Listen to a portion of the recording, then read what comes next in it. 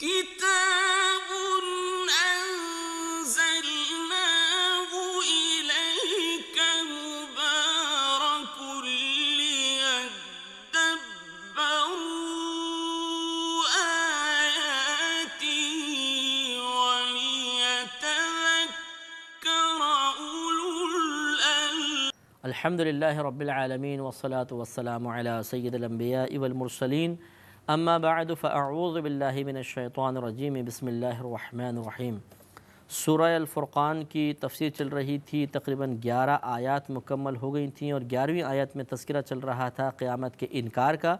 کہ اللہ تبارک و تعالیٰ نے ارشاد فرمایا کہ حبیب کریم صلی اللہ علیہ وسلم یہ لوگ تو قیامت کا بھی انکار کرتے ہیں، اور جو قیامت کا انکار کرے اللہ تعالیٰ نے اس کے لیے ایک بھڑکتی ہوئی آگ تیار کر رکھی ہے۔ اس پر ہمارا کلام چل رہا تھا کہ آخرت کا انکار کرنا یہ کفر ہوتا ہے، ہمیں ماننا ہوگا، ہر ایک کو یہ عقیدہ رکھنا ہوگا کہ آخرت ہے، اللہ کی بارگاہ میں حاضر ہونا ہے، حساب و کتاب ہونا ہے۔ اللہ تعالیٰ چاہے تو بلا حساب و کتاب بھی جنت میں ڈال سکتا ہے، حساب و کتاب بھی ہوگا،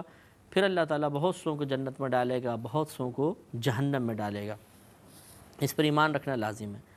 آگے ارشاد فرمایا کہ اذا رأتهم من مکان بعید،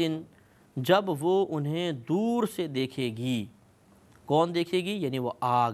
جہنم کی آگ۔ جب یہ کفار وہاں بلائے جائیں گے تو دور سے جب یہ آگ انہیں دیکھے گی تو گویا کہ اس آگ کو اللہ تبارک و تعالیٰ یہ شعور عطا فرما دے گا کہ وہ باقاعدہ محسوس کرے گی، اپنے دشمنوں کو دیکھے گی، تلاش کرے گی، اور جس طرح اپنے دشمنوں کو دیکھ کر ایک عام آدمی غضب محسوس کرتا ہے، غصہ آتا ہے، نفرت پیدا ہوتی ہے، اسی طرح آگ میں بھی یہ جذبات پیدا کر دیے جائیں گے۔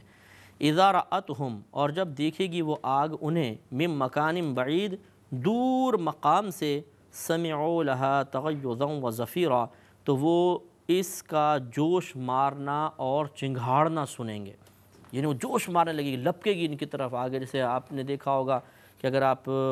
پیٹرول چھڑک دیں آگ کے اوپر، ایک دم بھڑکتی ہے بہت تیزی کے ساتھ، اور تو یہ آگے لپکے گی ان کی طرف بہت زیادہ، اور بڑی گرج ہوگی اس کی، وہ اور زیادہ مطلب اس میں گرج کا اضافہ ہوگا،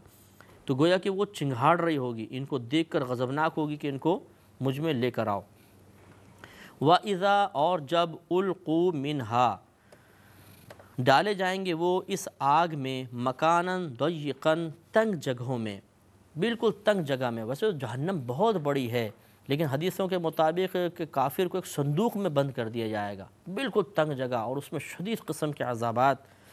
تو اللہ نے فرمایا وَإِذَا أُلْقُوا مِنْهَا، اور جب ڈالا جائے گا انہیں اس آگ میں، مکاناً ضیقاً، ایک تنگ جگہ میں، تو مقرنین،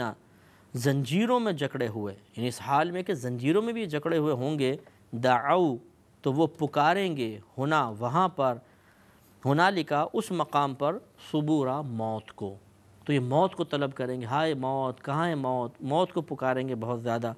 لا تدعوا اليوم ثبورا واحدا وادعوا ثبورا کثیرا، تو انہیں کہا جائے گا کہ تم آج کے دن ایک موت مت مانگو، بلکہ تم بہت سی موتیں مانگو، اس لیے کہ عذاب ایک نہیں ہے، تم پر سینکڑوں قسم کے عذابات ہیں، اور ہر عذاب کے جواب میں تم موت کو طلب کرو گے۔ تو ایک موت آج طلب مت کرو کہ اللہ موت دے دے، اور بہت ساری اس پہ موت دے دے، اس میں موت دے دے، اس میں موت دے دے، غرض ہے کہ وہاں شدید قسم کا عذاب ہوگا۔ اس لیے مسلمان کو یہ توجہ کرنی چاہیے کہ آج اسلامی پابندیوں کو دیکھ کر ہم یہ سمجھتے ہیں کہ یار یہ پتہ نہیں، شیطان وسوسہ ڈالتا ہے بعض اوقات، یار یہ اسلام قبول کر کے پابند بہت ہو گئے۔ پھر غیر مسلموں کو دیکھتے ہیں کہ ان کے ہاں اتنی آزادی، ان کے ہاں اتنے مزے، وہاں پہ کتنا وہ انجوائے کر رہے ہیں، یہ ہے وہ ہے، تو وسوسہ بعضوں کا شیطان ڈالنے کی کوشش کرتا ہے کہ نہ تم مسلمان ہوتے، نہ تم اسلام قبول کیے ہوئے ہوتے، نہ اتنی پابندیاں تم پہ لازم آتی۔ اس وقت آپ اس قسم کی آیات کو یاد کیجئے کہ اللہ کا بڑا کرم ہے کہ آج ان پابندیوں کی تکلیف تو کچھ بھی نہیں ہے، یہ تو سعادت کی بات ہے۔ اگر خدا نخواستہ ایمان کی دولت ہمیں نہ ملتی، بقیہ تمام عیش و آرام مل جاتے، تو آخرت میں کیا ہوتا؟ یہ سخت عذاب ان کفار کا عذاب ہے کہ اللہ نے فرمایا تنگ جگہوں میں بند کر دیے جائیں گے، اور اتنی قسم کے عذاب نازل ہوں گے کہ یہ تنگ آ کے موت مانگیں گے کہ اللہ ہمیں مار دے، لیکن موت ان کو نہیں آئے گی، اور ایک طرح کا عذاب نہیں ہوگا بلکہ مختلف قسم کے عذابات ان پہ مسلط کیے جائیں گے۔ تو ہمیں اللہ کا شکر ادا کرنا چاہیے کہ ہم مسلمان ہیں۔ یہ زندگی کتنی ہے؟ 20 سال، 30 سال کی رہ گئی ہوگی، 40 سال، 50 سال، پھر ختم ہو جائے گا۔ اس کے بعد ایک مسلمان کے لیے راحت ہی راحت ہے اگر اس نے اپنے نفس کو قابو میں کر کے رکھا تھا، اور کفار کے لیے ذلت و رسوائی ہی ہے جتنا اس نے عیش کر لی ختم۔ تو 40-50 سالہ زندگی میں اگر تھوڑی بہت پابندیاں آ بھی جائیں تو کون سی بڑی بات ہے؟ اس کے بعد راحت ہے، اور وہ راحت کا جو زمانہ ہے اس کا کوئی اینڈ ہی نہیں ہے۔ بالکل آپ اختتام لا ہی نہیں سکتے، کیونکہ جب جنتی جنت میں چلے جائیں گے تو اللہ تبارک و تعالیٰ کی طرف سے ایک فرشتہ ندا کرے گا، یہ بخاری کی روایت ہے، وہ کہے گا اے لوگو خوش ہو جاؤ کہ اب تم ہمیشہ جنت میں رہو گے، کبھی نہیں نکالے جاؤ گے، تم ہمیشہ زندہ رہو گے، کبھی تمہیں موت نہیں آئے گی، تم ہمیشہ جوان رہو گے، کبھی تم پہ بڑھاپا نہیں آئے گا، تم ہمیشہ تندرست رہو گے، کبھی تم پر بیماری نہیں آئے گی۔ تو وہاں پہ جنتیوں کی خوشی میں بڑا اضافہ ہو جائے گا۔ تو وہ ایسا مقام ہے جہاں ایک دفعہ آپ داخل ہو گئے تو انشاءاللہ پھر کوئی غم نہیں ہے، کوئی پریشانی نہیں۔ یہ دنیا کے غموں سے پریشان ہو کے ہم شکوے کر بیٹھتے ہیں، شکایتیں کر بیٹھتے ہیں، معاذ اللہ اللہ کی طرف سوالیہ نظروں سے دیکھنا شروع کر دیتے ہیں کہ اللہ کی طرف سے مراد یہ کہ اللہ تعالیٰ کے لیے کوئی سم تو نہیں ہے، لیکن توجہ کر لیتے ہیں اللہ کی طرف کہ اللہ یہ کیا ہے، ہمارے ساتھ ہی ظلم ہو رہا ہے، ہم پہ ستم ہو رہا ہے، کیوں ایسا ہو رہا ہے؟ ارے بھائی یہ آزمائش ہے، دنیا دارالعمل ہے، اللہ تعالیٰ اسی طریقے سے مختلف طریقوں سے آزماتا ہے۔ اگر ہم آزمائش پہ پورا اتر گئے تو پھر جنت تو دیکھیے کیسی ہے، وہاں پر دودھ کی نہریں، شہد، پانی، شراب کی نہریں،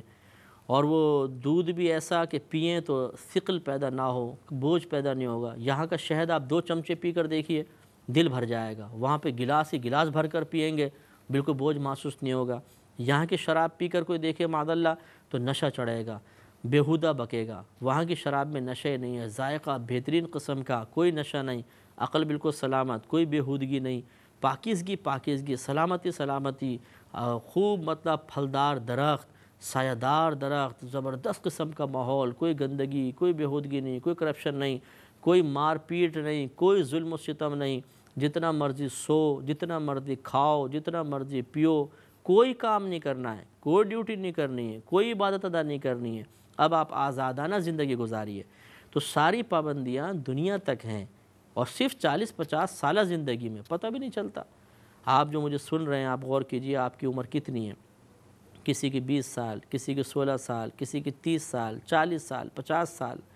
جو آپ کے سابقہ زندگی کے سال گزر گئے، کیا آپ ان تمام سالوں کا کوئی ان کی طوالت کا اندازہ کر سکتے ہیں؟ نہیں، گزر گئے پتہ بھی نہیں چلتا۔ 16 سال گزر گئے، اب 16 سال، 40 سال گزر گئے زندگی کے مثلاً کسی کے، تو 40 سال نکل ہی گئے نا، پتہ بھی نہیں چلا۔ ایسی ہوتا ہے کہ جس وقت چل رہا ہوتا ہے، جیسے آج کا یہ دن ہے تو کچھ محسوس ہو رہا ہوتا ہے، جب یہ گزر جاتا ہے تو تکلیف وغیرہ سب بھول جاتا ہے انسان۔ ہماری سابقہ زندگی میں کتنی اذیتیں آئیں، کتنی آزمائشیں آئیں، کتنی پریشانیاں آئیں، کیا ان کی تکلیف یاد ہے؟ نہیں، بھول بھال جاتا ہے آدمی۔ اسی طرح جو دنیا کے اندر خوشیاں اور راحتیں ملتی ہیں ان کی لذت ختم ہو جاتی ہے۔ تو یہ تو آہستہ آہستہ زندگی گزر ہی جائے گی، تھوڑا سا رہ گئی ہے وہ بھی گزر جائے گی،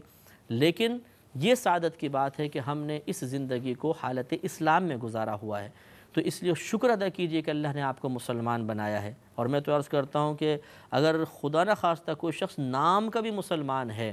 نافرمانیاں کرتا ہے، گناہ کرتا ہے، تب بھی اس کے لیے بہت بڑی سعادت ہے کہ مسلمان تو ہے، اسے یہ سعادت حاصل کرنے کے بعد ہوش کرنا چاہیے کہ اب میں صحیح مسلمان بھی بن جاؤں۔ لیکن کافر سے تو یہ بھی بہتر ہے، اور کافر کے لیے ہمیشہ ہمیشہ جہنم ہے، شدید قسم کے عذابات ہیں جن کو اللہ نے بیان فرمایا۔ تو اس لیے تمام دیکھنے والوں کی خدمت میں گزارش ہے کہ کبھی 24 گھنٹے میں ایک بار ہاتھ اٹھا کر اللہ کی بارگاہ میں اپنے مسلمان ہونے کا شکریہ ادا کر دیا کیجئے، اے اللہ تیرا بڑا شکر ہے کہ ہم نے اسلام کو تجھ سے طلب نہیں کیا تھا، بغیر طلب کیے تو نے مسلمان بھی بنا دیا، اور بغیر طلب کیے اپنے سب سے محبوب ترین نبی کی امت میں بھی پیدا فرما دیا۔ یہ تیرے لیے تیرا بہت ہی بڑا ہم پر احسان ہے، یہ بار بار ہمیں کہنا چاہیے۔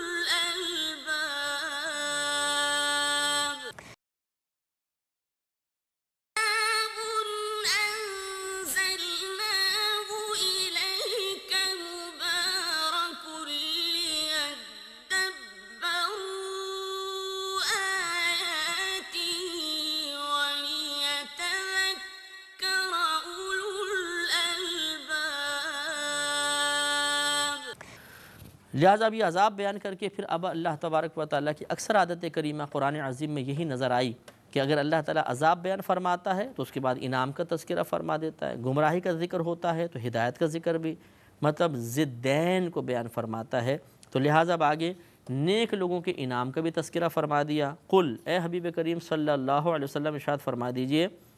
ذالک خیر، کہ یہ تمام عذاب بہتر ہیں، ام جنت الخلد التی وعد المتقون، یا وہ ہمیشہ رہنے والی جنت کہ جس کا وعدہ متقین سے کیا گیا ہے۔ کتنی زبردست بات ہے کہ آگ کو سامنے رکھو، جنت کو سامنے رکھو، اب بتاؤ ان میں سے بہتر کون سی چیز ہے؟ تو یقین سی بات ہے کہ عام عقل رکھنے والا شخص بھی کہے گا کہ جنت ہی سب سے بہتر ہے، تو پھر کیوں اس جہنم والے کام کریں؟ کیوں کفر اختیار کر کے اپنے آپ کو اس جہنم کا مستحق بنا رہے ہو؟ لہذا جنت والے کام کرو، اسلام لاؤ، پرہیزگار بن جاؤ، متقی بنو، گناہوں کو چھوڑو، تو انشاءاللہ جنت میں داخلہ حاصل ہوگا۔ کانت لہم جزاء و مصیرا، یہ جنت جو ہے ان لوگوں کے لیے بدلہ ہے اور انجام ہے، ان کا اخروی انجام ہے یہ جنت، کہ جو متقین ہوں گے، پرہیزگار ہوں گے، انہیں جنت میں بھیجا جائے گا۔ آگے وہاں مزید ارشاد فرمایا، لہم فیہا ما یشاؤون خالدین، ان جنتیوں کے لیے اس جنت میں ہر وہ چیز ہوگی جو خواہش کریں گے، خالدین ہمیشہ رہنے والے ہیں۔ جیسا بھی میں نے حدیث آپ کی خدمت میں عرض کی، یہ آیت وہی بیان کر رہی ہے کہ جب جنتی جنت میں چلے جائیں گے تو وہ ایک تو وہاں پہ ہمیشہ رہیں گے، ہمیشہ یعنی کبھی موت آئے گی ہی نہیں، وہاں سے کبھی نہیں نکالے جائیں گے۔ دوسری بات یہ کہ جو وہ چاہیں گے اللہ تعالیٰ ان کو عطا فرمائے گا، جو وہ چاہیں گے، جو آپ کے دل میں خواہشات ہیں، آپ دل میں سوچیں گے اور فوراً وہ چیز آ جائے گی، پھر سوچیں اور چیز آ جائے گی۔ کتنا سوچے گا آدمی، کتنی چیزیں مانگے گا، کتنا طلب کرے گا، ہر چیز اللہ تعالیٰ عطا فرما دے گا۔ ایک وقت آئے گا کہ ہو سکتا ہے خواہشات بھی دم توڑ جائیں کہ اب کیا مانگیں، کچھ سمجھ میں نہیں آ رہا، تو اتنی اللہ تعالیٰ نعمتیں عطا فرمائے گا۔ کان علی ربک وعدا مسئولا، کہتے ہیں کہ اللہ تعالیٰ نے ارشاد فرمایا کہ یہ جو تمام ہم نے یہ جو متقین کے انعامات تذکرہ کیے ہیں، یہ تمہارے رب کے ذمے ایک ایسا وعدہ ہے کہ جس کا سوال کیا گیا تھا۔ اب یہ سوال کیا گیا تھا یعنی دنیا میں تم نے اس کو طلب کیا تھا، جس سے ہم کہتے ہیں کہ ربنا آتنا فی الدنیا حسنۃ وفی الآخرۃ حسنۃ وقنا عذاب النار، کہ اللہ تعالیٰ تو ہمیں دنیا میں بھی بھلائی عطا فرما اور آخرت میں بھی بھلائی عطا فرما۔ تو گویا کہ یہ متقین جو طلب کرتے رہے تھے، دنیا میں مانگتے رہے تھے کہ اللہ ہمیں اخروی اچھا انجام عطا فرما، ہمیں جنت عطا فرما، تو یہ جتنے انعامات تذکرہ کیے گئے ہیں یہ تمہارے وہی مانگے ہوئے انعام ہیں جو تمہارے اچھے اعمال کے بدلے میں اللہ تعالیٰ نے اپنی رحمت کاملہ کے صدقے میں عطا فرمائے ہیں۔ وَيَوْمَ يَحْشُرُهُمْ، اور جس دن جمع کیا جائے گا، جمع فرمائے گا اللہ تعالیٰ ان کفار کو، وَمَا يَعْبُدُونَ مِن دُونِ اللَّهِ، اور ان تمام کو کہ اللہ تعالیٰ کے علاوہ جن کی یہ لوگ عبادت کیا کرتے تھے، تو یعنی یہ کفار بھی جمع کر لیے جائیں گے اور اللہ تعالیٰ بتوں کو بھی وہاں جمع کرے گا اور ان کو قوت گویائی عطا فرما دے گا، بت باقاعدہ بولیں گے۔ یا جو انسانوں میں اگر کسی کو خدا بنائے بیٹھے تھے انہیں جمع کر لے گا اللہ تعالیٰ، ان تمام کو جمع کر کے پھر فیقولو، پھر اللہ تعالیٰ ان معبودوں سے جن کو یہ جھوٹے معبود بنائے تھے ان سے ارشاد فرمائے گا، اَأَنْتُمْ أَضْلَلْتُمْ عِبَادِي هَؤُلَاءِ، کیا تم نے گمراہ کیا میرے ان تمام بندوں کو، ام ہم ضلوا السبیل، یا یہ خود ہی راہ بھول گئے تھے۔ اب ان کو سہل ہے کہ اللہ تعالیٰ سب جانتا ہے، لیکن اس لیے خاص طور پہ معبودان باطلہ سے یہ سوال کیا جائے گا تاکہ کفار اس دن بہت حسرت اور شرمندگی محسوس کریں کہ جن کو ساری زندگی پوجتے رہے تھے وہ تو ہمارے خلاف ہوگا، یہاں پر یہ اور زیادہ صدمہ ہوگا کہ اب تو کسی کی امید ہی باقی نہیں رہے گی۔ قالو، تو وہ کہیں گے، سبحانک، اے اللہ تجھے پاکی ہے، ما کان ینبغی لنا ان نتخذ من دونک من اولیاء، ہمیں یہ سزاوار، یہ بات ہمارے لیے مناسب تھی ہی نہیں کہ تیرے سوا کسی اور کو ولی بنائیں، کسی اور کو اپنا مولا و مددگار بنائیں، تو ہمارے لیے مناسب ہی نہیں تھا۔ ولیکن متعتہم وآباءہم، اور لیکن تو نے انہیں اور ان کے باپ داداؤں کو کچھ نفع اٹھانے دیا، حتی نسوا الذکر، یہاں تک کہ یہ تیری یاد کو بھول گئے، وکانوا قوما بورا، اور یہ لوگ تھے ہی ہلاک ہونے والے۔ تو گویا کہ وہ کہیں گے کہ نہیں، ہم نے ان کو بالکل گمراہ نہیں کیا، دراصل اے رب کریم تو نے ان کو دنیا میں جو نعمتیں عطا فرمائی تھیں ان نعمتوں میں مشغول ہو کر تیری یاد سے غافل ہو گئے اور وہ تجھے بھول بیٹھے، اور ان کو یہ بری قوم ہے کہ انہوں نے ہلاک ہونے والی قوم ہے، کہ تجھے چھوڑ کر انہوں نے ہمیں اپنا معبود بنایا۔ آگے اللہ تعالیٰ نے ارشاد فرمایا فقد کذبوکم، تو بے شک جھٹلا دیا ان معبودان باطل نے اے کفار تمہیں، بما تقولون، جھٹلا دیا تمہیں اس چیز کے سبب جو تم کہتے تھے، یعنی جو باتیں تم کہتے تھے کہ ہمارے خدا ہیں یا ہمیں ہمارا سب کچھ کر سکتے ہیں، خود انہوں نے اس بات کو جھٹلا دیا، تمہیں جھٹلا دیا، تمہاری باتوں کو جھٹلا دیا۔ فما تستطيعون صرفا ولا نصرا، تو اب تم نہ عذاب کو پھیر سکو گے اور نہ اپنی مدد کر سکو گے۔ ومن یظلم منکم، اور تم میں سے جو ظالم ہے، جس نے ظلم کیا، یعنی انکار نبوت کر کے یا اللہ تعالیٰ کی توحید کا انکار کر کے جو ظلم کا مرتکب ہوا، نذقہ عذابا کبیرا، ہم اسے بڑا عذاب چکھائیں گے، سخت عذاب میں مبتلا کریں گے۔ وما ارسلنا قبلک من المرسلین الا انہم لیأکلون الطعام ویمشون فی الاسواق۔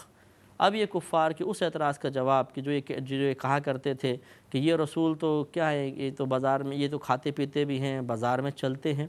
تو ان پہ ہم ایمان لے کر آئیں۔ تو ان کا رد کرتے ہوئے اب یہاں پہ اللہ تعالیٰ ارشاد فرما رہا ہے کہ تم اس نبی کے بارے میں بات بولتے ہو، یہ بتاؤ سابقہ انبیاء علیہ السلام کا طریقہ کیا تھا؟ کیا وہ کھاتے پیتے نہیں تھے؟ کیا انہوں نے تجارتیں نہیں کی؟ کیا وہ بازار میں نہیں آتے تھے؟ اگر تم ہاں کہتے ہو، جیسے کہ پچھلی کتابوں میں تم نے سنا یہودیوں سے، عیسائیوں سے، یا پھر تمہارے ہاں یہ مشہور ہیں باتیں، تو جب ان کے لیے تم یہ تسلیم کرتے ہو اور انہیں نبی مانتے ہو کہ ہاں وہ ایسے گزرے ہیں، تو ان کے لیے کیوں انکار کرتے ہو؟ اور ان کے کھانے پینے تجارت کرنے پہ کیوں اظہار تعجب؟ یہ کوئی نئی بات تو نہیں ہے۔ لہذا ارشاد فرمایا کہ وما ارسلنا، اور نہیں بھیجا ہم نے قبل کا اے حبیب کریم صلی اللہ علیہ وسلم آپ سے پہلے، من المرسلین رسولوں میں سے کسی کو، الا مگر، انہم بے شک وہ تمام کے تمام، لیأکلون الطعام ضرور کھاتے تھے کھانا، ویمشون اور وہ چلتے تھے فی الاسواق بازاروں میں، وہ تو کھانا بھی کھاتے تھے، بازاروں میں چلتے تھے، سب جانتے ہیں کہ اس تمام انبیاء علیہ السلام کا یہی طریقہ رہا تھا۔ وَجَعَلْنَا بَعْضَكُمْ لِبَعْضٍ فِتْنَةً، اور ہم نے تم میں سے بعض کو بعض کے لیے ایک آزمائش بنا دیا ہے۔ یہ اس آیت کا شان نزول یہ ہے کہ یا تو ایسا ہوا کہ جو کفار قریش، جو بڑے سرداران قریش تھے، یہ جب ایمان لانے کے بارے میں سوچتے تو دیکھتے کہ اسلام لانے والے اکثر غریب صحابی ہیں۔ شروع میں غربا ایمان لے کر آئے زیادہ تر، تو یہ سوچتے تھے کہ اگر ہم بھی ایمان لے کر آئیں گے تو ہم ان غریبوں کے برابر ہو جائیں گے، اور یہ مناسب نہیں۔ تو ان لوگوں کی غربت گویا کہ ان کے لیے ایک آزمائش بن گئی اور انہوں نے اسلام قبول کرنا چھوڑ دیا۔ یا بعضوں نے سوچا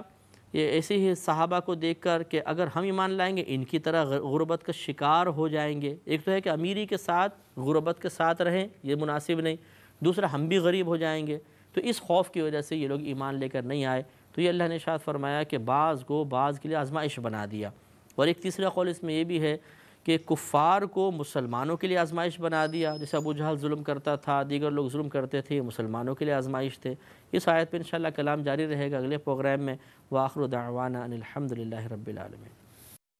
كتاب أنزلناه إليك مبارك ليدبروا آياته وليتذكر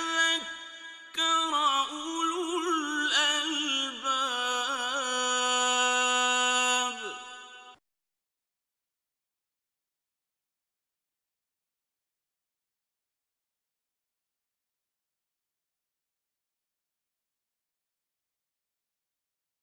كتاب أنزلناه إليك مبارك ليدبروا آياته وليتذكر أولو الألباب۔ الحمد للہ رب العالمین والصلاة والسلام علی سید الانبیاء والمرسلین، اما بعد فاعوذ باللہ من الشیطان الرجیم، بسم اللہ الرحمن الرحیم۔ سورۃ الفرقان کی تفسیر چل رہی تھی اور تقریباً 20 آیات کی تفسیر مکمل ہو چکی ہے۔ ان آخری آیات میں کفار کی طرف سے نبی کریم صلی اللہ علیہ وسلم پر کئی خلاف عقل اور بالکل بیہودہ قسم کے، بیکار قسم کے، سطحی قسم کے اعتراضات کیے گئے، جن میں سے ایک اعتراض یہ بھی تھا کہ یہ نبی جو ہیں یہ تو کھاتے بھی ہیں، پیتے بھی ہیں، بازار میں چلتے ہیں۔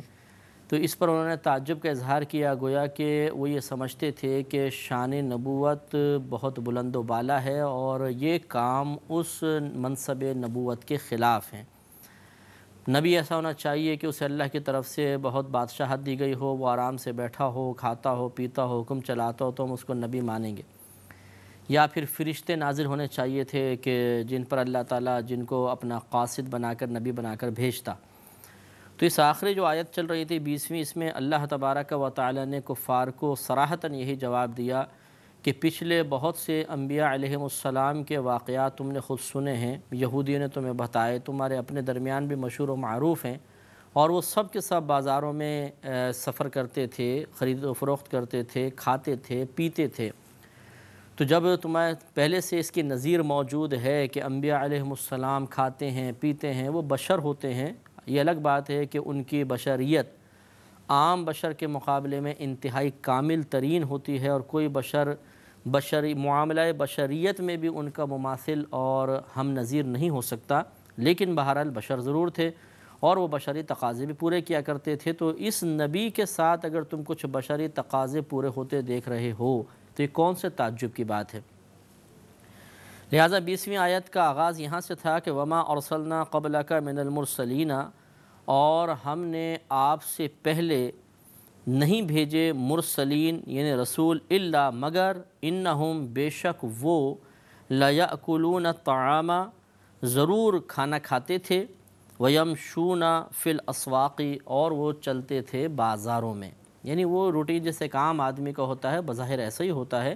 لیکن یہ الگ بات ہے کہ ان کے ہر کام میں حکمت ہوتی ہے، کوئی کام بیکار نہیں ہوتا، اور ہر کام پر جو اللہ کی رضا کی خاطر وہ کرتے ہیں اس کا اجر و ثواب عام انسانوں سے بہت بڑھ کر ہوتا ہے۔ وَجَعَلْنَا بَعْضَكُمْ لِبَعْضٍ فِتْنَةً اور ہم نے تم میں سے بعض کو بعض کے لیے فتنہ بنا دیا۔ اس کی وضاحت بھی پچھلی مرتبہ ہو گئی تھی کہ یا تو اس سے مراد وہ سرداران قریش ہیں کہ جو غریب صحابہ کو ایمان لاتا دیکھ کر اسلام کی طرف نہیں آتے تھے، تو یہ غریب صحابہ ان کے لیے آزمائش بن گئے، اور یا برعکس معاملہ کہ کفار کو ان مسلمانوں کے لیے آزمائش بنا دیا تھا، شدید قسم کی آزمائش، کہ یہ انہوں نے ان کی تکلیفیں، ان کے طنز، ان کی طرف سے ملنے والی جسمانی اذیتوں کو برداشت کیا۔ تو یہ اللہ نے فرمایا کہ ہم نے تم میں سے بعض کو بعض کے لیے آزمائش بنایا ہے۔ اور اگر ہم اس کا عام معنی دیکھیں تو ہر دور میں یہ چیز ہوتی رہی ہے۔ کبھی اللہ تعالیٰ نے حکومت، جو حکمران طبقہ ہوتا ہے، اسے عوام کے لیے آزمائش بنا دیا جاتا ہے، کبھی عوام کو علماء، یہ حکام کے لیے، کبھی جو علماء طبقہ ہے یہ عوام کے لیے ایک آزمائش بن جاتا ہے، جبکہ فاسد قسم کے لوگ ذہن رکھنے والے لبادہ علم اوڑھ کر آ جائیں اور وہ مطلب لوگوں کو گمراہ کریں، اور کبھی عوام جو ہے وہ بغاوت پر اتر آتی ہے، علم کی قدر نہیں کرتی، علماء کی قدر نہیں کرتی، تو یہ آزمائش بن جاتے ہیں۔ اسی طرح اگر آپ گھروں کے معاملات دیکھیں کہ ایک فرد دوسرے فرد کے لیے، یعنی والدین اولاد کے لیے بعض اوقات، اور اولاد والدین کے لیے، ساس بہو، بہو ساس کے لیے، دوست کے لیے، محلے والا دوسرے محلے والے کے لیے، ایک آفس میں کام کرنے والا دوسرے کام کرنے والے کے لیے ایک آزمائش بن جاتا ہے۔ بڑی مطلب یہ کہ کھینچم تانی، کشمکش اور بڑی پریشانی کا باعث بن جاتا ہے۔ تو یہ اللہ تعالیٰ نے دنیا میں ہمیں بھیج کر مختلف طریقوں سے آزمانے کا ارادہ فرمایا ہوا ہے۔ وہ کبھی نعمت کی کمی سے آزماتا ہے، کبھی بہت نعمت دے کر آزماتا ہے، اور کبھی انسانوں کو ایک دوسرے کے لیے ذریعہ آزمائش بنا دیتا ہے۔ ہمیں ان تمام امور پہ اچھی طرح غور کرنے کے بعد، قرآن کے ان پیغامات کو سمجھنے کے بعد، ان آزمائشوں پر پورا اترنے کی کوشش کرنی چاہیے۔ اور وہ آزمائش پہ پورا اترنا کس طرح ہوگا، خود آگے آیت کے حصے میں اللہ نے فرمایا اتصبرون، تو اے لوگو کیا تم صبر کرو گے؟ تو معلوم یہ ہوا کہ آزمائش پر صبر کرنا چاہیے۔ آزمائش جب ہماری طرف متوجہ ہو تو اس کو دور کرنے کے لیے کوشش کرنا، دفاعی کوششیں اختیار کرنا، یہ کوئی ممنوع نہیں ہوتا۔ لیکن بعض آزمائشیں ایسی ہوتی ہیں کہ باوجود ہزارہا کوششوں کے ہم ان سے بظاہر بچ نہیں پاتے۔ مثلا بیماری بھی ایک آزمائش ہے۔ ابھی آزمائش جب بعض اوقات کسی پہ مسلط ہوتی ہے، بیماری جاتی نہیں ہے، بہت عرصے تک وہ قائم رہتی ہے، تو جتنی مرضی تدابیر اختیار کر لیں، اچھے سے اچھے ڈاکٹروں کو دکھا لیا جاتا ہے، بعض اوقات بہت اچھی میڈیسنز بھی استعمال کی جاتی ہیں، لیکن بیماری جاتی نہیں ہے، تو پھر یہ کہ صبر و تحمل ہے۔ یہ تو مطلب علاج کے دوران بھی جاری رہنا چاہیے، اور اگر علاج سے انسان مایوس ہو جائے تب بھی صبر و تحمل کا دامن نہیں تھامنا چاہیے کہ یہ اللہ کی طرف سے آزمائش ہے۔ اور صبر کا مطلب ہرگز یہ نہیں ہے کہ ہر ایک کے سامنے دکھڑے روتے رہیں اور مطلب اعتراضات کرتے رہیں، اللہ تبارک و تعالی کی طرف سے آنے والی اس آزمائش کو برا بھلا کہتے رہیں، اور آخر میں بھولے پن کے ساتھ کہ جی کیا کریں، ہم تو صبر کر رہے ہیں۔ تو یہ پر اسرار قسم کا صبر شریعت کو مطلوب نہیں ہے، بلکہ صبر کا مطلب ہوتا ہے کہ اپنے ظاہر و باطن کو ہر قسم کی بے قراری سے، فتنے سے، اعتراضات سے، شکوہ شکایت سے بچانا۔ نہ زبان پہ شکوہ ہو، نہ دل میں اعتراض پیدا ہو، نہ زبان پر الفاظ اعتراض جاری ہوں، نہ کوئی انتقامی کارروائی کا جذبہ بیدار ہو اگر آزمائش بندوں کی طرف سے ہو تو، کیونکہ اللہ تعالیٰ سے تو کوئی معاذ اللہ انتقام کا تصور ہی نہیں ہو سکتا، لیکن عام آدمی کی طرف سے ملنے والی آزمائش پر بعض اوقات یعنی اس کے جواب میں انسان انتقام پر قادر ہوتا ہے۔ اس انتقامی کارروائی سے اپنے آپ کو روک لینا، یہ ہے صبر۔ اور اگر ہم مطلب ساری بھڑاس نکالنے کے بعد، سارے دل کی جلن نکالنے کے بعد، بالکل ٹھنڈے ہونے کے بعد پھر یہ کہیں کہ ہم صبر کر رہے ہیں، تو یہ صبر نہیں کہلاتا، یہ بے صبری ہے۔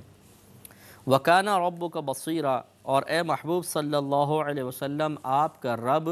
دیکھ رہا ہے، سب دیکھ رہا ہے، کون صبر کر رہا ہے، کون بے صبری کر رہا ہے، کون آزمائش پہ پورا اترتا ہے، کون آزمائش پہ پورا نہیں اتر رہا۔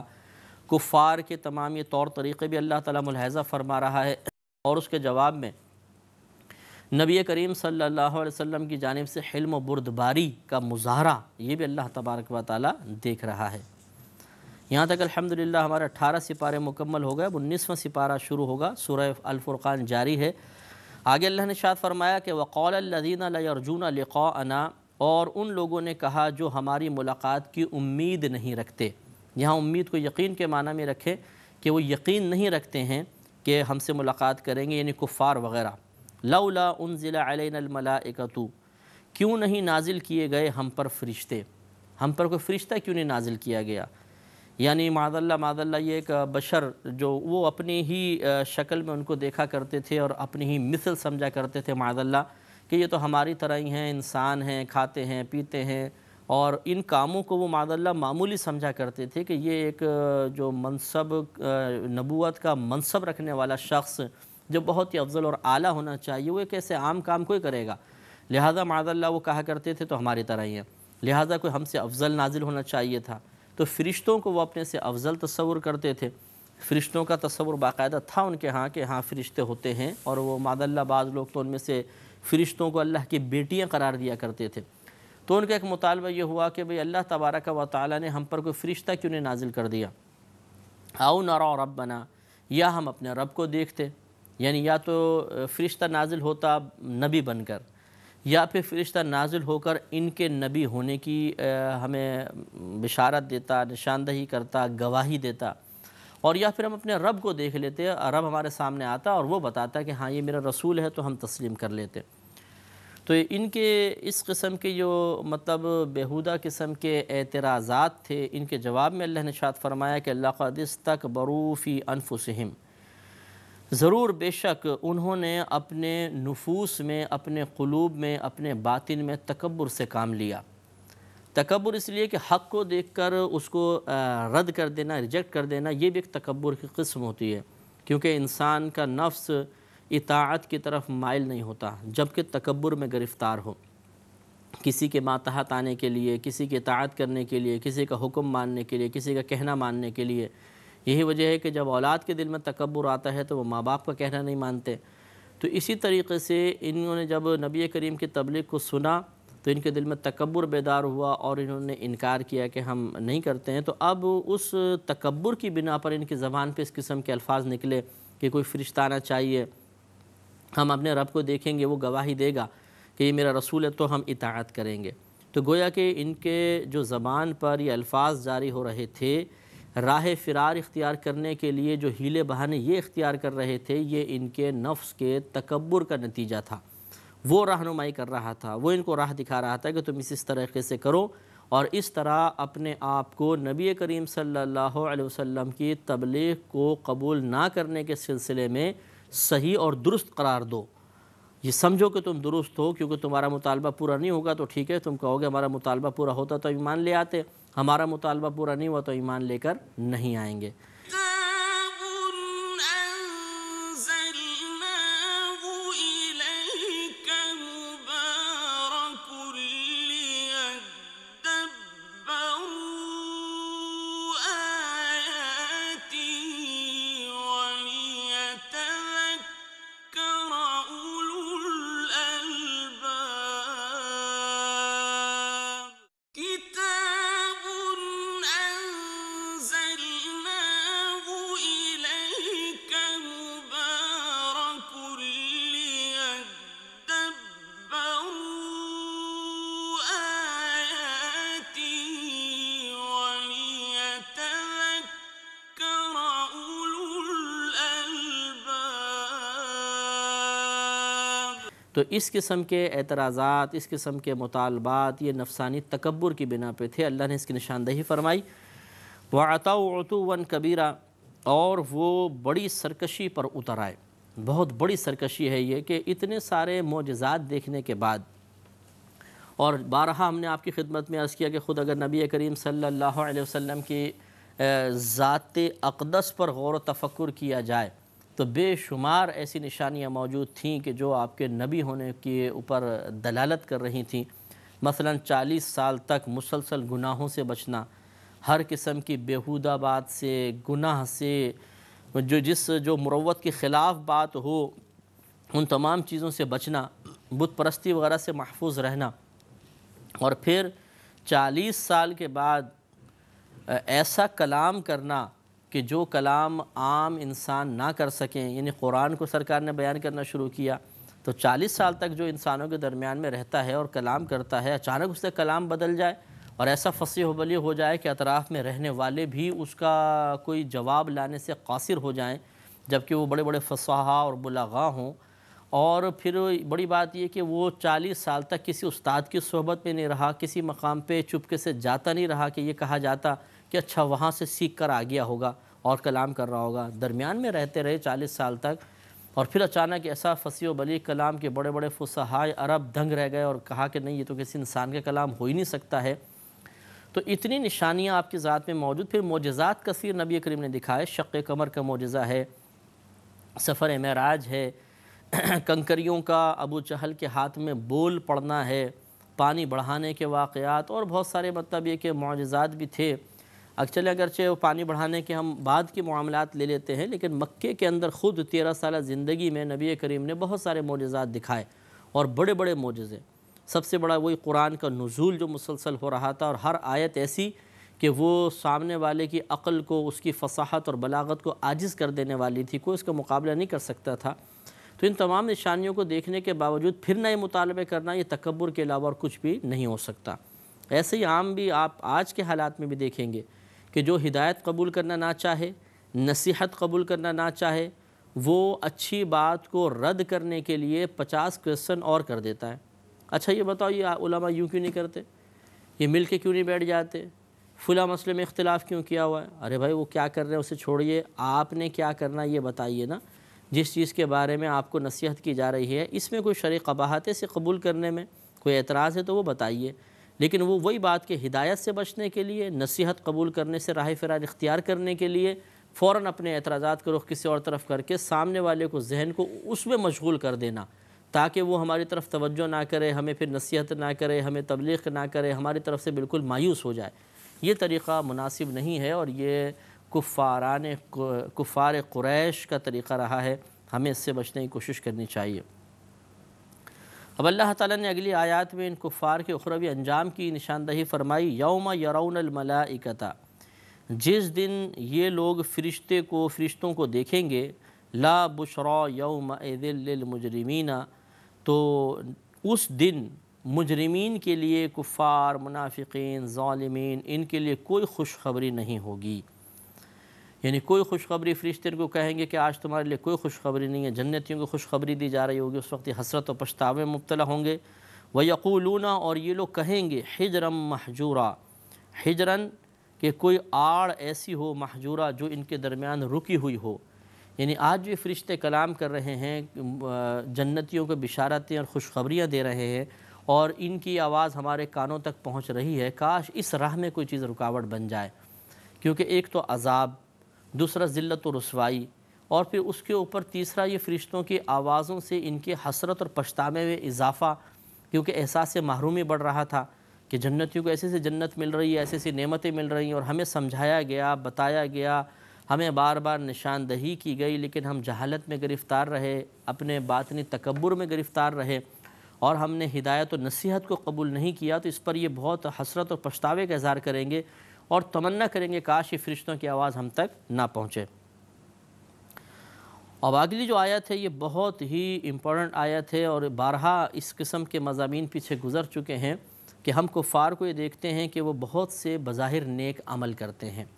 غریبوں کی امداد کرنا، اور بوڑھوں کے لیے اولڈ ہاؤسز وغیرہ بنانا، اور ایڈز وغیرہ دینا، بہت بعض اچھے کام کرتے ہیں۔ پھر اخلاقیات کے حساب سے بہت بعض آپ کو اچھے نظر آئیں گے، دیانت کے اعتبار سے، ایمانداری کے اعتبار سے، سچ بولنے کے اعتبار سے ایسے بھی آپ کو ملیں گے جو بہت ہی اچھے ہوں گے، اچھے اچھے اعمال کرنے والے ہوں گے۔ اس وقت بعض اوقات انسان کسی غیر مسلم کے کسی ایک دو وصف، ایک دو خوبیوں، ایک دو اچھے اعمال کو دیکھ کر بعض اوقات وساوس کا شکار ہو جاتا ہے کہ یار یہ بھی جہنم میں جائے گا، کیا اللہ تبارک و تعالی اس کو بدلہ عطا نہیں فرمائے گا، کیا یہ جنت میں نہیں جا سکتا؟ تو یاد رکھیں کہ جنت صرف مسلمانوں کے لیے ہے، کافروں کے لیے نہیں ہے۔ اور دوسری بات یہ کہ اللہ تعالیٰ کی بارگاہ میں اعمال کی مقبولیت کا دار و مدار ایمان ہے۔ مومن کا عمل اللہ کی بارگاہ میں مقبول ہوگا، اور اگر کوئی حالت کفر میں ہے اور حالت کفر میں رہتے ہوئے کتنے ہی اچھے نیک عمل کرے، سب بیکار ہو جائیں گے۔ دنیا میں اس کا بدلہ مل سکتا ہے دو طرح، یا تو اللہ تبارک و تعالیٰ اسے دنیاوی کوئی مزید نعمت عطا فرما دے گا، حسن و جمال دے دے گا، عزت دے دے گا، پیسہ دے دے گا، اور یہ بھی ہو سکتا ہے کہ اللہ تعالیٰ اس کے عمل سے خوش ہو کے اسے دولت ایمان سے مشرف فرما دے۔ لیکن اگر کوئی حالت کفر میں مر گیا اور اس نے کثیر نیک اعمال کیے تھے تو آخرت میں ان کی کوئی اہمیت نہیں ہے۔ اسی پر یہ آیت دلالت کرے گی جو اگلے پروگرام میں انشاءاللہ ہم آپ کی خدمت میں پیش کر کے اس کا ترجمہ بھی سنائیں گے۔ وآخر دعوانا ان الحمدللہ رب العالمین۔ كتاب أنزلناه إليك مبارك ليدبروا آياته وليتذكر أولو الألباب۔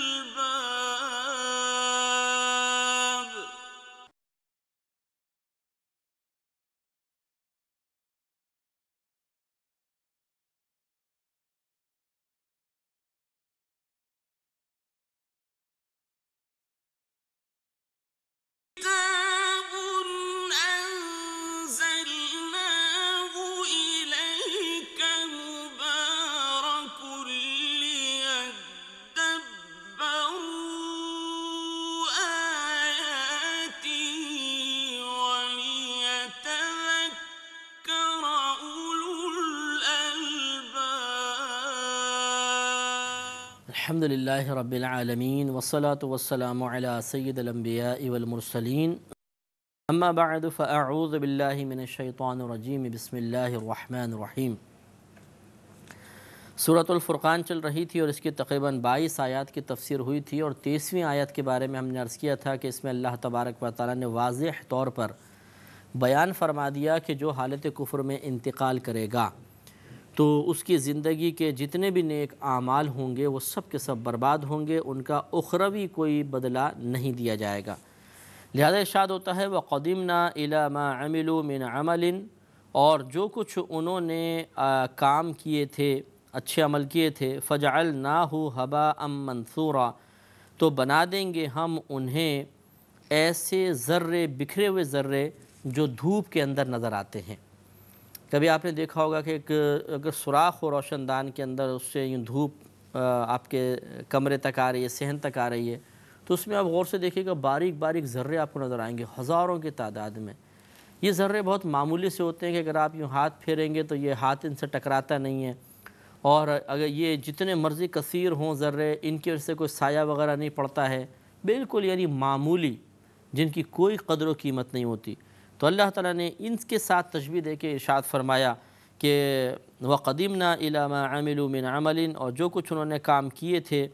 ہم نے اس کا ارادہ کیا، قصد فرما کر انہیں ہم نے بالکل ایسا بنا دیا جیسے دھوپ میں نظر آنے والے یہ ذرات، بالکل بیکار کر دیں گے ہم، اور اس کی کوئی ویلیو نہیں ہوگی، ان کا کوئی بدلہ نہیں دیا جائے گا۔ یہ ایک مزید حسرت ہوگی کفار کے لیے کہ جو اپنی زندگی میں بہت سے عمل کرنے کے بعد ہو سکتا ہے کہ اس امید پر ہو کہ چلو اگر بالفرض آخرت ہے تو وہاں پہ اس کا بدلہ مل جائے گا، تو کوئی بدلہ نہیں ملے گا۔ لہٰذا بالفرض اس زمانے میں یہ کفار میں سے بہت سے ایسے تھے جو حرم کی حفاظت کرتے تھے، حاجیوں کی خدمت کرتے تھے، انہیں پانی وغیرہ پلاتے تھے، ان کے کھانے پینے کا انتظام کرتے تھے، تو یہ انتظامات اپنے مقام پر، لیکن جب ان کا ایمان نہیں تو کوئی بھی عمل مقبول نہیں، چاہے وہ کعبۃ اللہ کی خدمت کریں، چاہے وہ لوگوں کی انسانیت کی خدمت کریں، مساجد تعمیر کر دیں، اگر ایمان سلامت نہیں ہوگا تو کوئی عمل اللہ تعالیٰ کی بارگاہ میں مقبول نہیں ہوگا۔ اس کے مقابل پھر جنتیوں کا تذکرہ فرمایا، وَأَصْحَابُ الْجَنَّةِ يَوْمَئِذٍ خَيْرٌ مُسْتَقَرًّا، اور جنت والے اس دن اچھے ٹھکانے میں ہوں گے، یعنی ایک بہترین مقام پر ہوں گے جو ٹھکانے کے اعتبار سے یا ٹھہرنے کے اعتبار سے بہترین جگہ ہوگی۔ وَأَحْسَنُ مَقِيلًا، اور مقیلہ اصل میں اس جگہ کو کہتے ہیں کہ جہاں پہ قیلولہ کیا جائے، اور قیلولہ اس آرام کو کہتے ہیں جو ظہر کی نماز سے پہلے تھوڑی دیر آدمی آرام کرتا ہے، کھانا وغیرہ کھایا، تھوڑی دیر آرام کیا، اس کے بعد پھر ظہر پڑھتے ہیں، تو ظہر سے پہلے کا جو آرام ہوتا ہے اس کو قیلولہ کہتے ہیں۔ حقیقتاً یہ ہے، ہمارے ہاں عموماً ایسا ہوتا ہے کہ ہم ظہر کا یعنی دوپہر کا کھانا کھا کر پھر سوتے ہیں عصر تک، تو حقیقتاً یہ قیلولہ نہیں ہے۔ سنت قیلولہ وہی ہے کہ ظہر کی نماز سے پہلے آرام کیا جائے، پھر اٹھ کر پھر ظہر کی نماز ادا کیا جائے۔ تو بہرحال یہ اس کو مقیلہ بیان فرمایا، قیلولہ کا مقام، تو وہ احسن مقیلہ، اور ایک ایسا اچھا مقام ہے جو قیلولہ کرنے کے اعتبار سے بہترین ہے۔ یعنی جنت کے اندر ایسا نہیں ہوگا کہ دن رات دوپہر شام اس طرح ہو، وہاں کا موسم ایک جیسا رہے گا، اور اس کے بارے میں نشاندہی حدیثوں میں کی گئی ہے، جیسے کبھی آپ اٹھیں سحری کے ٹائم تو جب فجر کا قریب قریب ہوتا ہے آپ باہر نکل جائیں، بالکل تازہ صاف ہوا چل رہی ہوتی ہے، نہ دھوپ ہوتی ہے نہ گرمی ہوتی ہے، ہلکی اجالا ہوتا ہے، روشنی ہوتی ہے، چیزیں آہستہ آہستہ تھوڑے نظر آ رہی ہوتی ہیں، بالکل ایسا ہی تقریباً ماحول ہوگا جنت کا۔ لیکن وہاں پر جیسے آرام کا وقت آئے گا تو ہلکی غنودگی سی طاری ہوتی محسوس ہوگی، تو لوگ سمجھ جائیں گے کہ آرام کا وقت آ گیا۔ تو وہ ایسا نہیں ہے کہ اگر جاگتے رہیں گے تو تکلیف اذیت محسوس ہوگی، کیونکہ جنت میں کوئی اذیت نہیں ہے، لیکن وہ جو دنیاوی تقاضوں کے مطابق، جیسے دنیا کے اندر تقاضے تھے، طبعی تقاضے تھے، ویسے ہی روٹین کے مطابق آرام بھی کریں گے، بھوک بھی ان کو نہیں لگے گی، کھائیں گے بھی تو صرف لذت کے لیے کھائیں گے پیئیں گے، سب یہ معاملات وہاں پر ہوں گے۔ تو یہ صرف دنیاوی اعتبار سے، کیونکہ وہاں کی نعمتوں کو سمجھانے کے لیے دنیاوی مثالیں ہی دینا مناسب ہے، کیونکہ انسان اسی چیز کو اچھی طرح محسوس کرتا ہے جس کی کوئی حصی مثال وہ اس دنیا کے اندر دیکھتا ہے۔ اگر وہاں کے بعین ہی معاملات کو بیان کیا جائے تو چونکہ وہ معاملات ہمارے درمیان ہیں ہی نہیں، وہ ماحول ہم نے دیکھا ہی نہیں، تو پھر حقیقی لذت بھی ہم محسوس نہیں کر سکتے۔ جب کسی کو کسی چیز کا احساس دلایا جاتا ہے، کسی اجنبی مقام کے بارے میں خبر دی جاتی ہے، تو مثالیں اس جگہ کی دی جاتی ہیں جہاں کے حالات، کیفیات، مقامات انسان دیکھ چکا ہو،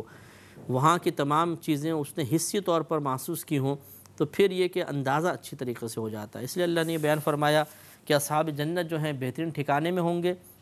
اور ان کا جو قیلولہ کا مقام ہوگا وہ بہت ہی اچھا ہوگا۔ وَيَوْمَ تَشَقَّقُ السَّمَاءُ بِالْغَمَامِ، جس دن پھٹ جائے گا آسمان بادلوں سے۔ بادلوں کے سبب یا بادلوں سے پھٹ جانے کا مطلب یہ ہے کہ بادل ہٹ جائیں گے سب، اور آسمان دو ٹکڑوں میں باقاعدہ یعنی دراڑیں پڑ جائیں گی، اور اس سے فرشتے اترنا شروع ہوں گے۔ وَنُزِّلَ الْمَلَائِكَةُ تَنزِيلًا، اور اچھی طریقے سے فرشتے نازل ہوں گے۔ چنانچہ روایت میں آتا ہے جب پہلا آسمان پھٹے گا اور فرشتے اتریں گے، وہ اتنی کثیر تعداد میں ہوں گے کہ جو اس دنیا کے اندر جنات اور انسانوں سے بھی زیادہ ہوگی۔ پھر دوسرا آسمان پھٹے گا، اس سے اتنے کثیر فرشتے اور وہاں کے لوگ اتریں گے کہ جو زمین و آسمان یعنی زمین کے جنات اور انسان اور پہلے آسمان کے جتنے فرشتے تھے ان سے زیادہ۔ پھر تیسرا پھٹے گا، ان کی تعداد پہلے دوسرے آسمان اور زمین میں رہنے والے انسان اور جنات سے زیادہ ہوگی۔ اس طرح ساتوں آسمان تک معاملہ ہوگا۔ اس کے بعد پھر عرش کے فرشتے آئیں گے، وہ ان سے بھی سب سے زیادہ ہوں گے، کثیر تعداد میں فرشتے نازل ہوں گے۔ الملک یومئذ الحق للرحمن، اس دن سچی بادشاہی، حق بادشاہی، سلطنت یہ رحمان کی ہے، اللہ تعالیٰ کے لیے ہوگی۔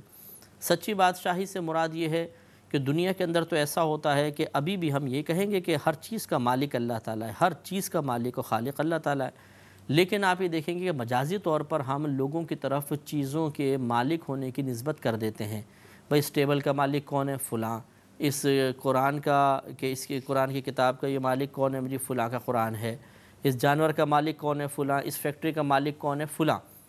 تو یہ ہم ابھی تو نسبت کر دیتے ہیں مجازن، حالانکہ حقیقی طور پہ فیکٹری کا مالک بھی اللہ ہے، ہمارے اس لباس کا مالک بھی اللہ ہے، سب اس کی ملک میں ہے، لیکن ہم مجازی طور پہ نسبت کر دیں گے۔ لیکن برود قیامت جب سب کچھ تباہ ہو جائے گا، کوئی باقی نہیں رہے گا، اس وقت نسبت کرنے کے اعتبار سے بھی اللہ کی ہی بادشاہی ہوگی کہ اللہ کی طرف ہی مالک ہونے کی نسبت کر سکیں گے اور کسی کی طرف مالک ہونے کی نسبت نہیں ہو سکے گی۔ اس لیے اللہ نے فرمایا کہ اس دن سچی بادشاہی یعنی حقیقی طور پر ایسی حقیقی کہ مجاز بالکل ختم ہو جائے گا، صرف بادشاہی رحمان کے لیے ہوگی۔ وَكَانَ يَوْمًا عَلَى الْكَافِرِينَ عَسِيرًا، اور وہ دن کافروں پر سخت ہے، بہت سخت دن ہوگا اٹھائے جانے کے اعتبار سے کہ قیامت بھی آپ کو معلوم ہے صرف کفار پر قائم ہوگی، کیونکہ عیسیٰ علیہ السلام جب انتقال فرمائیں گے دنیا میں آنے کے بعد تو اس وقت تمام روئے زمین پہ مسلمان ہی مسلمان ہوں گے، لیکن آپ کے انتقال فرمانے کے کچھ عرصے بعد بگاڑ پیدا ہوگا اور لوگ آہستہ آہستہ بت پرستی کی طرف مائل ہوں گے، اور ایک وقت ایسا آئے گا کہ روئے زمین پر کوئی مسلمان باقی نہیں رہے گا، کوئی اللہ کا ذکر کرنے والا باقی نہیں رہے گا۔ جب آخری مسلمان کا انتقال ہو جائے گا تو پھر بچے پیدا ہونا بند ہو جائیں گے، اور 40 سال تک یہی معاملہ رہے گا۔ تو گویا کہ 40 سال جب قیامت قائم ہوگی تو سب سے کم عمر جو شخص ہوگا وہ کم از کم 40 سال کا ہوگا یا 41 سال کا ہوگا، مثلا اگر 1 سال عمر تھی تو 41 سال کا ہوگا۔ اب وہ قیامت قائم ہوگی تو قیامت تمام کفار پر قائم ہو رہی ہے، یہ دن ان پہ بڑا سخت۔ پھر وہ قبر سے اٹھائے جائیں گے تو ان کو یقین ہو جائے گا کہ جو باتیں ہمیں دنیا میں کہیں جاتی تھیں کہ آخرت ہے، اللہ سے ملاقات ہوگی، عذاب ہوگا، حساب و کتاب ہوگا، وہ حق ہے، اس سے ان کو گھبراہٹ، پچھتاوا ہوگا۔ پھر میدان محشر میں جب لائے جائیں گے وہاں کی گرمی، بھوک، شدت، پیاس، ذلت، رسوائی، ان سب کا عذاب، اور پھر جہنم میں ان کا داخلہ۔ تو اس لحاظ سے قیامت کا دن کفار پہ انتہائی سخت ہے۔ آج عیش و آرام میں گم ہو کر اور اپنی عقل کے بیجا استعمال کی بنا پر نصیحت قبول نہ کرنے والا شخص میدان محشر میں بہت ہی سخت پچھتائے گا، اس وقت اس کو حسرت ہوگی، جیسے کہ اگلی آیات بھی ہمیں بتا رہی ہیں۔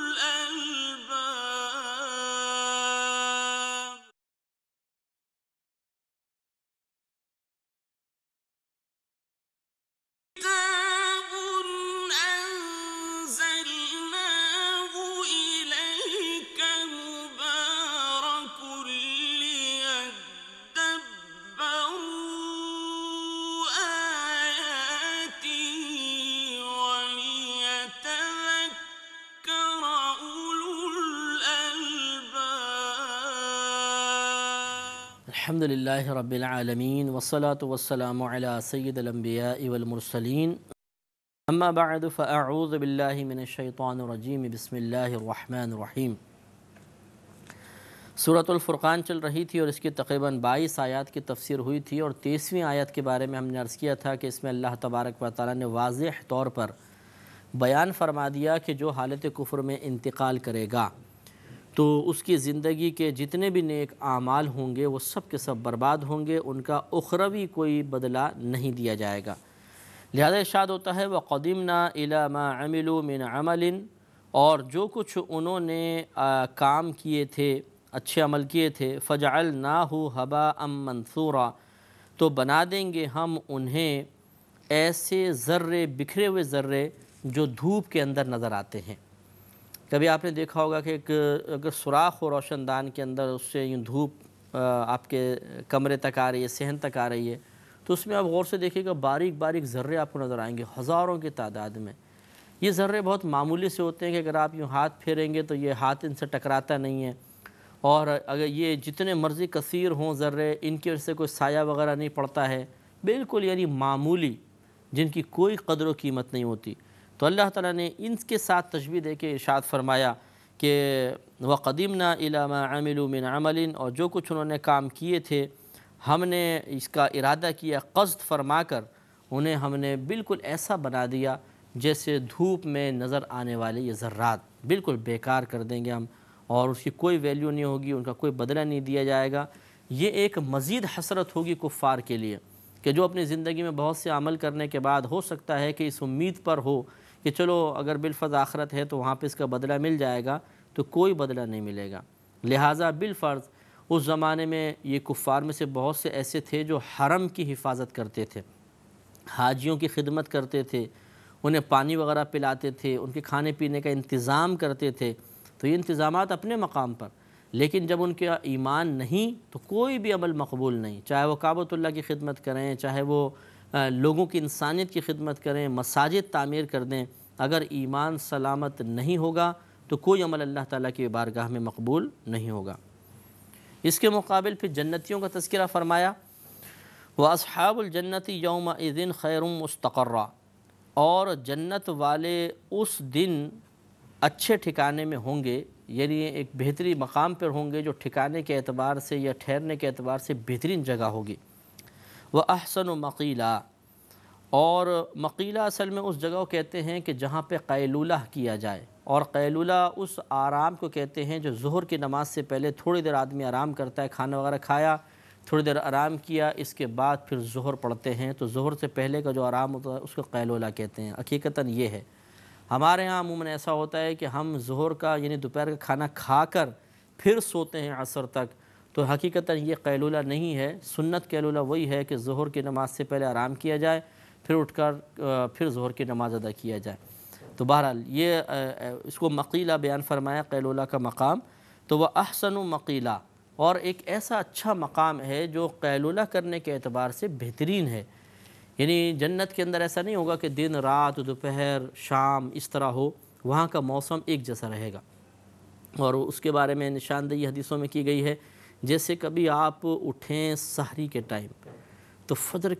جب فجر کا قریب ہوتا ہے آپ باہر نکل جائیں، بالکل تازہ صاف ہوا چل رہی ہوتی ہے، نہ دھوپ ہوتی ہے نہ گرمی ہوتی ہے، ہلکی اجالا ہوتا ہے، روشنی ہوتی ہے، چیزیں آہستہ آہستہ تھوڑے نظر آ رہی ہوتی ہیں،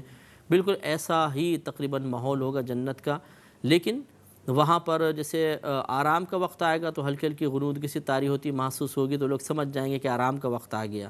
تو وہ ایسا نہیں ہے کہ اگر جاگتے رہیں گے تو تکلیف اذیت محسوس ہوگی، کیونکہ جنت میں کوئی اذیت نہیں ہے، لیکن وہ جو دنیاوی تقاضوں کے مطابق، جیسے دنیا کے اندر تقاضے تھے، طبعی تقاضے تھے، ویسے ہی روٹین کے مطابق آرام بھی کریں گے، بھوک بھی ان کو نہیں لگے گی، کھائیں گے بھی تو صرف لذت کے لیے کھائیں گے پیئیں گے، سب یہ معاملات وہاں پر ہوں گے۔ تو یہ صرف دنیاوی اعتبار سے، کیونکہ وہاں کی نعمتوں کو سمجھانے کے لیے دنیاوی مثالیں ہی دینا مناسب ہے، کیونکہ انسان اسی چیز کو اچھی طرح محسوس کرتا ہے جس کی کوئی حصی مثال وہ اس دنیا کے اندر دیکھتا ہے۔ اگر وہاں کے بعین ہی معاملات کو بیان کیا جائے تو چونکہ وہ معاملات ہمارے درمیان ہیں ہی نہیں، وہ ماحول ہم نے دیکھا ہی نہیں، تو پھر حقیقی لذت بھی ہم محسوس نہیں کر سکتے۔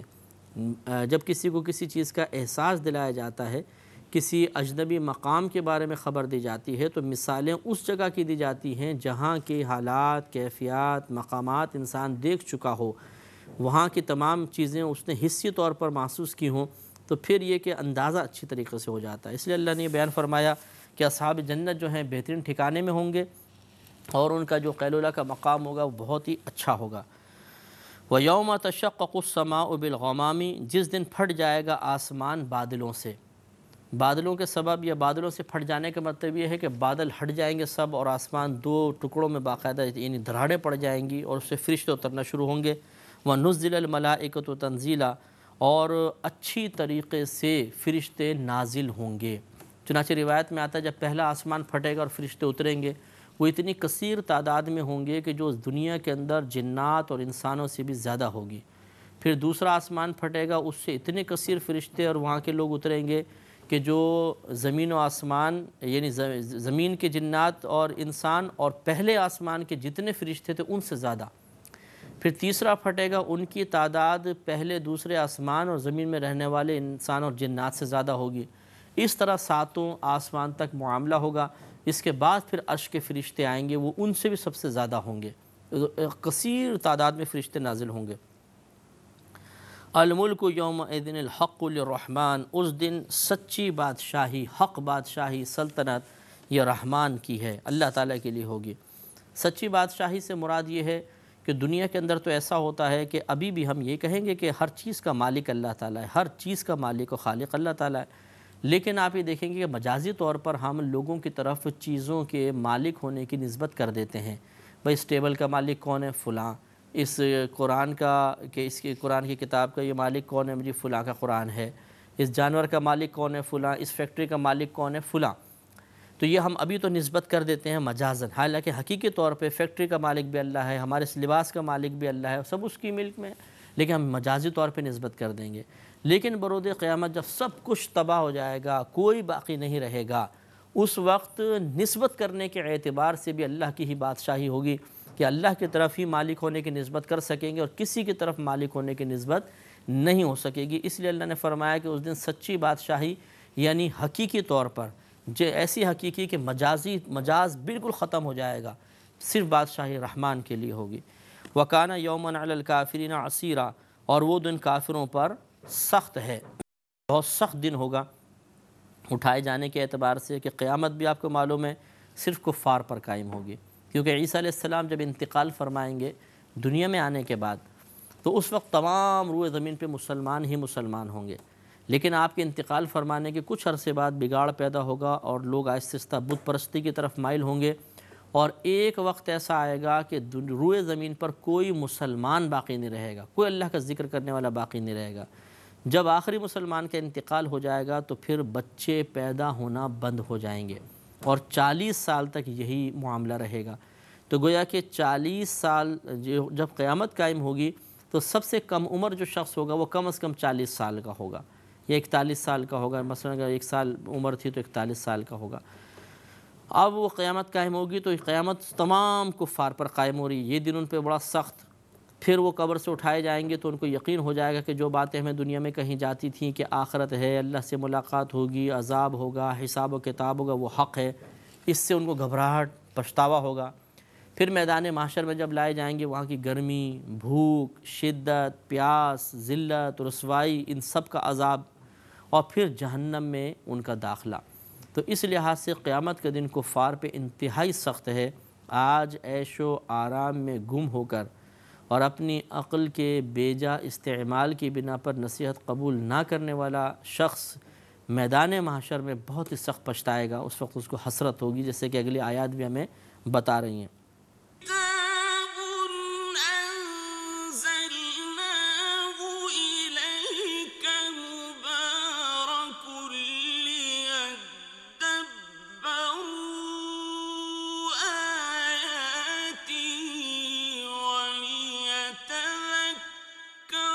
أولو الألباب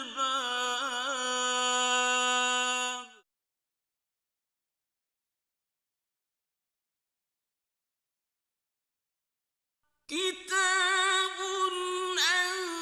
أنزلناه إليك مبارك ليدبروا آياته وليتذكر أولو الألباب۔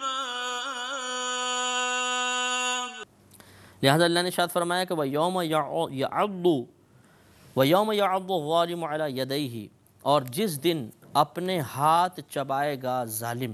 یعنی بار بار اپنے ہاتھوں کو چبائے گا۔ یہ چبانا پچھتاوے کی وجہ سے ہوگا۔ جیسے آپ نے دیکھا ہو کوئی کسی کا مثلا انعامی بانڈ ہو، بہت عرصے سے پڑا ہو، نکلتے نہ ہو بالفرض، اب اس نے کہا نکلتا تو ہے نہیں، آج اس کو یوز کر لو، استعمال کر لو۔ وہ گیا اور اس نے کوئی چیز خرید لی، دکاندار کو دے دیا، واپس آیا تو پتہ چلا اخبار میں انعامی بانڈ کا اعلان ہوا ہے، دیکھا تو 5 کروڑ کا انعام نکلا ہے مثلا اسی بانڈ کے اوپر، تو کتنا پچھتائے گا۔ تو بعض اوقات آدمی اس طرح انگلیاں چباتا ہے، مطلب گھبراہٹ کے اندر، اور پچھتاتا ہے بہت زیادہ، یہ میں نے کیا کر دیا۔ تو کفار کو ایسا ہی ہوگا کہ وہ بہت ہی پچھتائیں گے، بہت ہی ان کو افسوس ہوگا کہ ہم نے کیا کیا۔ اور یہ کہا جاتا ہے کہ یہ ظالم سے مراد خاص عقبہ بن ابی معیط تھا، ایک شخص کافر تھا عقبہ، یہ ابی بن خلف کا دوست تھا۔ ابی بن خلف کافر تھا، تو عقبہ ایمان لے آیا تھا، نبی کریم صلی اللہ علیہ وسلم پر باقاعدہ ایمان لے آیا، اس نے کلمہ پڑھ لیا تھا۔ لیکن جب یہ ابی بن خلف سے ملنے گیا تو اس نے عار دلائی، شرم دلائی، اور بڑا اس نے اس کو سمجھایا، تو معاذ اللہ اس نے اسلام کو چھوڑ دیا تھا، مرتد ہو گیا تھا۔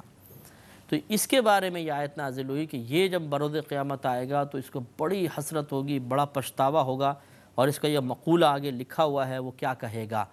تو یہ خاص اس کے لیے نازل ہوئی، لیکن اس کا حکم عام ہے کہ ہر کافر جو ہے جس کو سمجھایا گیا، اسے اسلام کی طرف مائل کیا گیا، لیکن وہ نہ مانا، تو وہ اس طرح پچھتائے گا۔ اللہ تعالیٰ ارشاد فرماتا ہے، یقولو، وہ کہے گا، یا لیتنی، اے کاش، اتخذت، میں پکڑ لیتا، راستہ اختیار کر لیتا،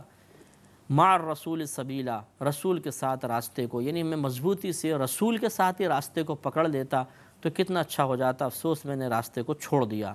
یا ویلتا، ہائے خرابی، لیتنی، کاش، لم اتخذ فلانا خلیلا، میں فلانے کو اپنا دوست نہ بناتا۔ اس وقت یہ پچھتائے گا اور کہے گا کہ کاش میں ابی بن خلف کو اپنا دوست نہ بناتا اور اس کے کہنے پہ نہ چلتا تو کتنا اچھا ہوتا۔ لقد اضلنی عن الذکر بعد اذ جاءنی، ضرور بے شک گمراہ کر دیا اس نے مجھے اللہ تعالیٰ کی یاد سے، نصیحت سے، بعد اس کے کہ جب وہ میرے پاس آ چکی تھی، نصیحت مجھے مل گئی تھی، حاصل ہو گئی تھی، ہدایت حاصل ہو گئی تھی، اور پھر اس کے بہکائے کی وجہ سے میں ہلاک و برباد ہو گیا۔ تو معلوم یہ ہوا کہ دوستی جو ہے یہ بہت ہی بعض اوقات منفی کردار بھی ادا کرتی ہے، اور آدمی دوستوں کے جھانسے میں گرفتار ہو کر تباہ و برباد ہو جاتا ہے۔ جیسے کہ عقبہ بن ابی معیط جو تھا، یہ ہلاک و برباد ہوا، اور صرف ایک دوست کے کہنے میں آ کر یہ مرتد ہو گیا، اور پھر قیامت تک کے لیے اب یہ رسوا ہوا، اور آخرت کے اندر اس کا انجام دردناک ہوگا۔ لہذا اس سے کم از کم 2 باتیں ہمیں یہ ضرور سیکھنی چاہیے۔ پہلی بات تو یہ کہ دولت اسلام اللہ تبارک و تعالیٰ کی بہت بڑی نعمت ہے، جس کے پاس ہے اس کو شکر کرنی چاہیے، جس کے پاس نہیں ہے اس کو ضرور فکر کرنی چاہیے، کیونکہ یہ کتاب حق ہے، اسے آج